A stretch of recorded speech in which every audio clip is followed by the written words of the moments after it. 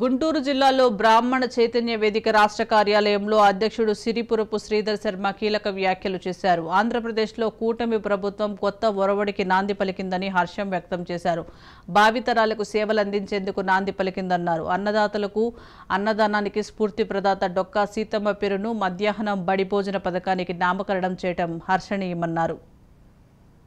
ప్రభుత్వం మధ్యాహ్న బడి భోజన పథకానికి అపర అన్నపూర్ణగా ప్రపంచవ్యాప్తంగా తెలుగువారు కీర్తించే అన్నదానానికి స్ఫూర్తి ప్రదాతగా నిలిచిన తూర్పుగోదావరికి చెందిన కీర్తిశేషురాలు డొక్కా సీతమ్మ గారి పేరు పెట్టడాన్ని బ్రాహ్మణ సమాజం హర్షిస్తుంది.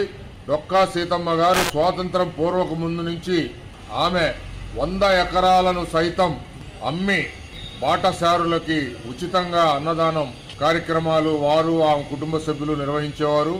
అప్పట్లో ఆమె లంకల గన్నవరంలో నివసించేది.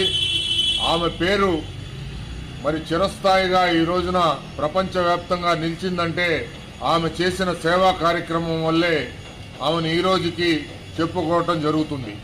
ఆమె బ్రిటిష్ వారికి కూడా వాళ్ళు ఆకలి టయానికి వస్తే అన్నం ఆహార పదార్థాలు అందించడం జరిగేది.